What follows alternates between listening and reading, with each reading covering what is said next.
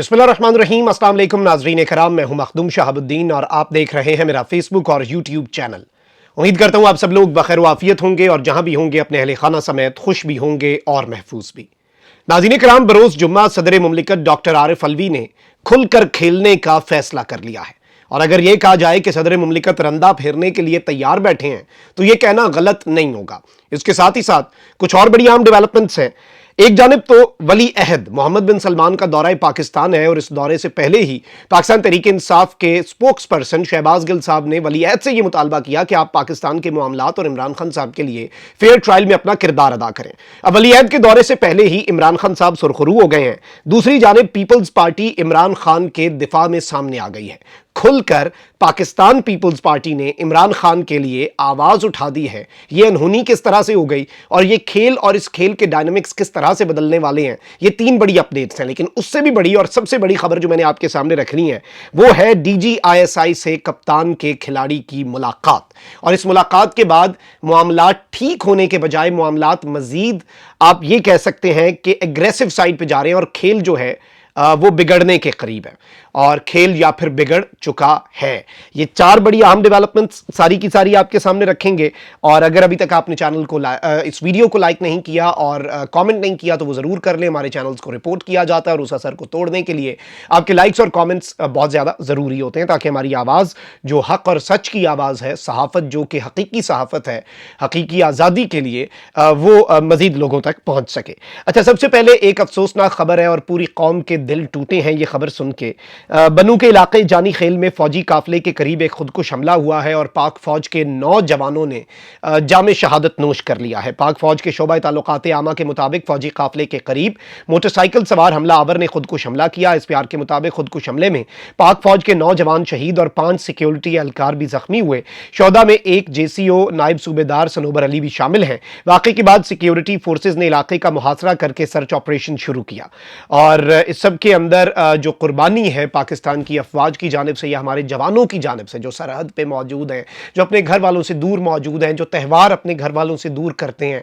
और मैं समझता हूँ ये जो गोलियां ये अपनी छातियों पर खाते हैं, अपने सीनों पर खाते हैं, ये वो गोली होती है जो आप और मुझ तक पहुंचनी होती है। और इन जवानों जो कि शोहदा हैं, इनकी पूरी पाकिस्तानी कौम मकरूज है और ये कर्ज हम कुछ भी कर लें हम नहीं चुका सकते। और बहुत ज़्यादा दिल टूटा है ये खबर सुन के और बहुत ज़्यादा मैं समझता हूँ कि इस वक्त दहशतगर्दों को इसका जवाब इंशाल्लाह मिलेगा और इस दुनिया में भी मिलेगा, आखिरत में तो मिलना ही है। और इनके साथ सख्त तरीन हाथों से निपटा जाए, आहनी हाथों से निपटा जाए। ये जब भी किसी जवान के साथ इस तरह शहादत होती है तो यकीन माने दिल जो है वो खून के आंसू होता है।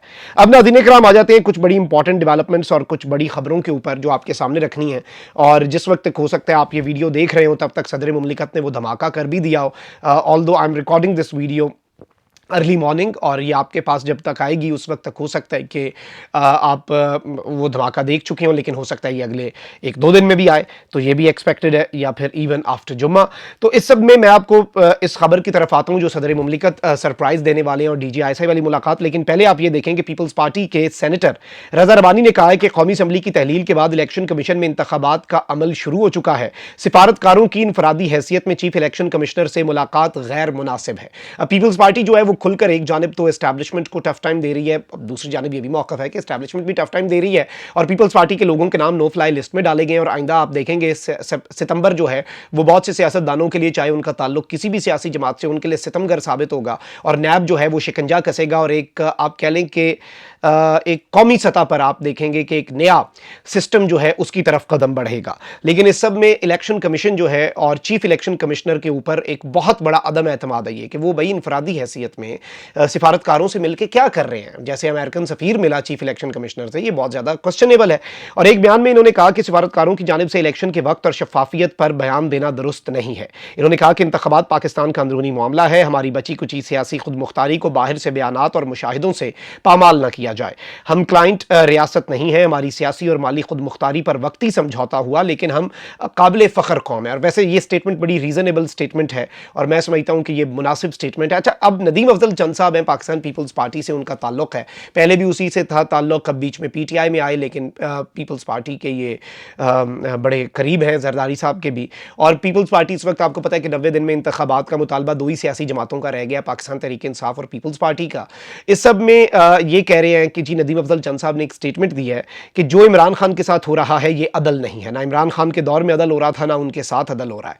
अब ये जो स्टेटमेंट है ये बड़ी इंपॉर्टेंट है और मैं समझता हूँ कि ये इमरान खान साहब के दिफा में ही स्टेटमेंट सामने आ रही है कि इमरान खान साहब के साथ जो हो रहा है वो इंसाफ नहीं है, इमरान खान साहब को विक्टिमाइज किया जा रहा है। और पीपल्स पार्टी की तरफ से ये स्टेटमेंट आना बड़ा क्लियर मैसेज है इमरान खान साहब के लिए, हो ना हो। अब आप देखें ना, बिलावल ने एतजाज़ हसन साहब को बिठाया अपनी वो मरकज़ी मजलिस आमला के इजलास में, और उसमें जब एतराज़ हुआ तो बिलावल ने कहा हमें एतराज़ नहीं तो आप क्यों कर रहे हैं। तो ज़ाहिर बात है कि पीपल्स पार्टी को अब बयानिए की ज़रूरत पड़नी है। पीपल्स पार्टी के साथ वैसे ही अब हाथ होने वाला है, हाथ तो सबके साथ होना है, नून लीग के साथ भी होना है, हवा किसी की नहीं होती, चराग सबके बुझते हैं और जद पे अगर कोई हो तो खुशगुमान नहीं होना चाहिए।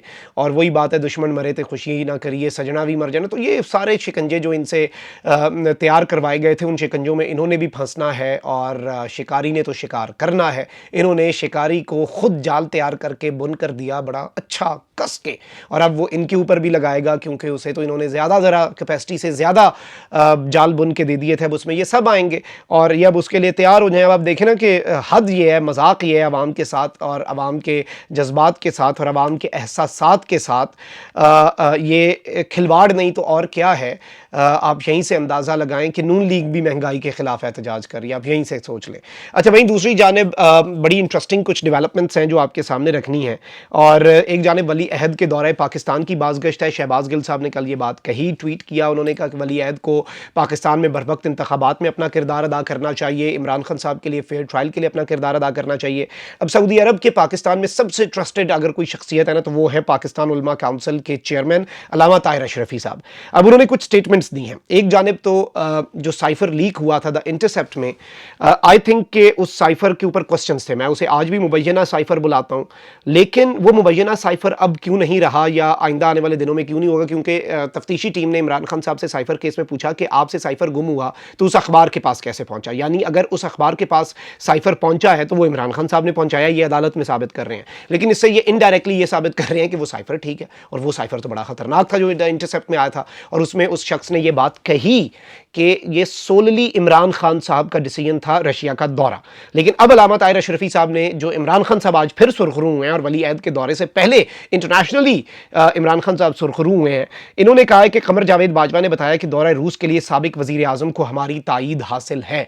यानी इन्होंने इस चीज़ को कन्फर्म किया है कि जनरल बाजवा जो हैं, अब अमरीका को किसने बताया कि फ़ौज की तायीद हासिल नहीं है, ये इमरान खान का, या फिर अमरीका ने गुस्से से पूछा होगा। ये ऐसे ही होता है जैसे दो दोस्तों का एक डिसीजन हो और एक दोस्त थोड़ा डर रहा हो और वो वैसे ही उसके अंदर एक डर, पता नहीं किस चीज़ का उसके अंदर डर हो, कोई पूछेगा हाँ भाई क्यों नहीं किया, वो कहे नहीं नहीं नहीं मैंने नहीं किया, अचानक मुकर जाए। ऐसा ही कुछ हुआ होगा बाजवा साहब के वाले से। ये रोज़ ऐसी बात आती है कि जी बाजवा साहब कहते थे कि भारत से हमने नहीं लड़ना, नैरेटिव बनाएं कि जी भारत से हमारी लड़ाई नहीं होनी चाहिए, वो बड़े ये हैं वो हैं, जिस तरह की उन्होंने बातें, मुझे गुस्सा आया कि मेरी फ़ौज की सलाहियतों पर वो कैसे बात कर सकते हैं बाजवा साहब। तो ये सारी चीज़ें, उससे ये एक्सपेक्ट किया जा सकता है कि अमेरिका बहादुर ने झड़क लगाई और बाजवा साहब ने कह दिया कि नहीं जी मेरा कोई नहीं, खान साहब ने किया। लेकिन अल्लामा ताहिर अशरफी साहब जो कि इंटरनेशनली सऊदी अरब के भी बहुत ज़्यादा ट्रस्टेड हैं, उनकी ये स्टेटमेंट बहुत ज़्यादा अहमियत की हामिल है। और इन्होंने और भी कुछ बातें की हैं कि ये कि जब ये सियासतदान पुरसुकून हो तो ये अपनी कौम और हमारा एहसास नहीं करते, हमारे करीब तरीन इस्लामी ममालिक और रूस की एलीट से राब्ते हैं, कुछ इस तरह की इन्होंने बातें की। और इस सब के ऊपर ये कहते हैं कि जनरल बाजवा से साबिक वज़ीर आज़म के दौरे रूस पर पूछा कि क्या इसमें आपकी मर्जी शामिल है, जिस पर कमर जावेद बाजवा ने बताया कि जी वज़ीर आज़म को हमारी तायीद हासिल है। और मज़ीद मामलात भी इन्होंने किया कि जी इमरान खान साहब के ऑल्दो इन्होंने कुछ ऐसी बातें की कि उन पे कौन एतबार करे। तो इस सब में चेयरमैन पीटीआई को रिलीफ दिलाने की ये कोशिश दोस्त ममालिक से की गई। उस शख्सियत से यही सवाल हुआ कि आप चेयरमैन पीटीआई की गारंटी देते हैं, लेकिन उस शख्स ने भी कहा कि इमरान खान साहब की गारंटी नहीं दे सकता।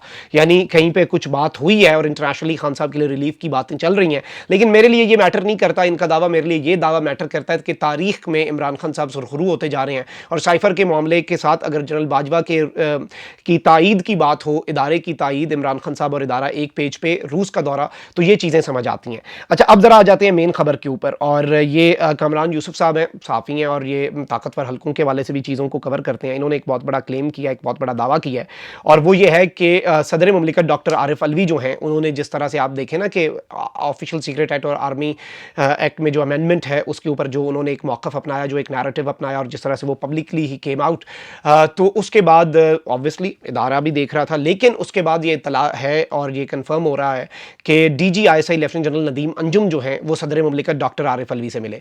सदर मुमलिकत डॉक्टर आरिफ अलवी बीच में बिल्कुल साइड पे हो गए थे, और उन्होंने बहुत सी चीज़ों के अंदर, कुछ मामलात के अंदर इस्टेब्लिशमेंट भी खुश, खान साहब भी खुश, कुछ दरमियानी राह निकालने की बड़ी कोशिशें की हैं, लेकिन सदर मुमलिकत डॉक्टर आरिफ अलवी के हवाले से इन्होंने ये कन्फर्म किया है कि अब ज़ाहिर बात है रियासत का सरबराह और सबसे इंपॉर्टेंट इंटेलिजेंस एजेंसी का सरबराह, इनके दरमियान क्या मुलाकात हुई, उसके क्या मंदरजात हैं, वो तो कोई भी सही नहीं बता सकता इन दोनों शख्सियात, मौजूद शख्सियात के अलावा।